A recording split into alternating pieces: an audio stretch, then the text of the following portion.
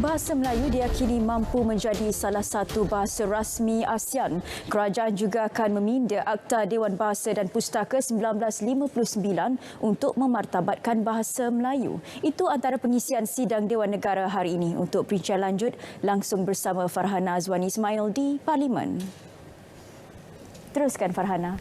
Ya Syahira, Perdana Menteri optimis bahasa Melayu mampu menjadi bahasa kedua ASEAN dalam usaha memartabatkannya di peringkat antarabangsa.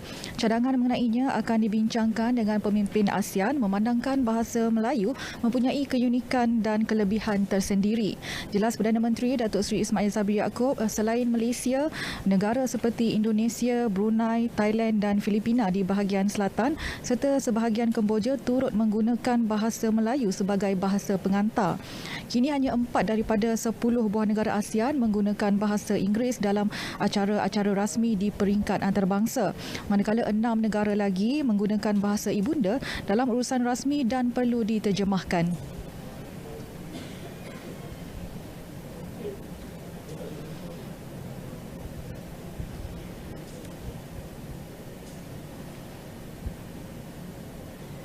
Saya telah pun mula meminta Kementerian Luar Negara menyediakan nota percakapan serta dokumen yang berkaitan dalam bahasa Melayu untuk rujukan saya apabila mengadakan lawatan rasmi ke luar negara. Sebagai langkah awal dalam memartabatkan bahasa Melayu, saya sendiri telah menggunakan bahasa Melayu semasa lawatan rasmi saya ke Republik Indonesia yang sememangnya menggunakan bahasa Melayu, ke Brunei Darussalam, ke Kemboja, ke Thailand dan 2 hari lepas menggunakan bahasa Melayu sepenuhnya sewaktu lawatan ke Vietnam. Kita tidak perlu merasa malu ataupun kekok untuk menggunakan bahasa Melayu di peringkat antarabangsa.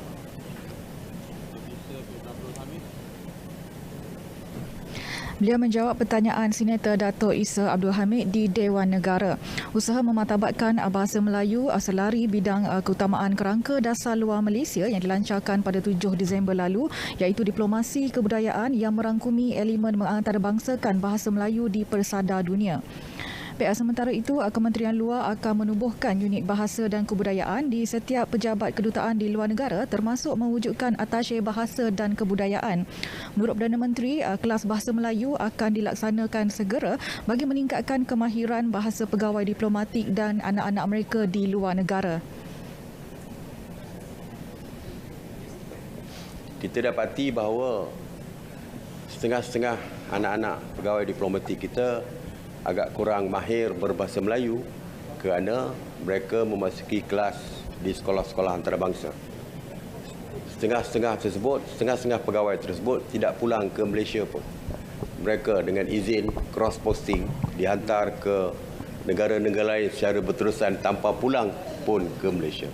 Jadi ini menyebabkan anak-anak mereka yang belajar bertahun-tahun di sekolah-sekolah antarabangsa tidak menguasai bahasa Melayu. Dan kita akan mewujudkan kelas bahasa Melayu untuk anak-anak kaki tangan, malah untuk pegawai-pegawai kita yang bertugas di luar negara.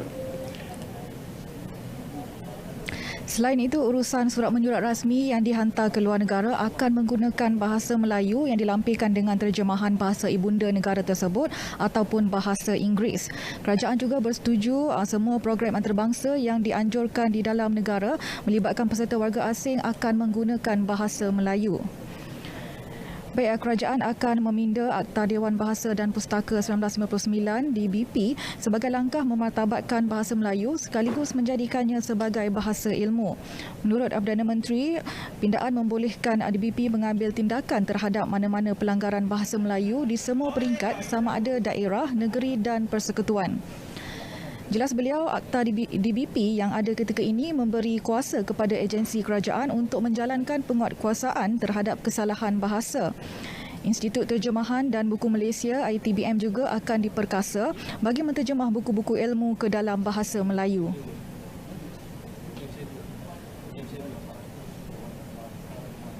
Kita bersetuju tadi bahawa bahasa Melayu adalah bahasa ilmu.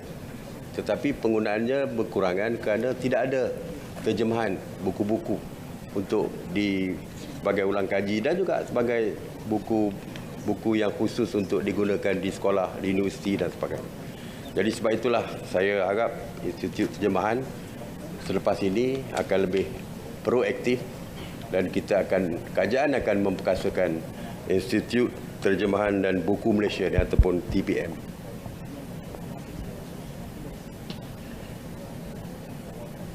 Perdana Menteri menjawab soalan tambahan Senator Muhammad Zahid Mat Arif di Dewan Negara.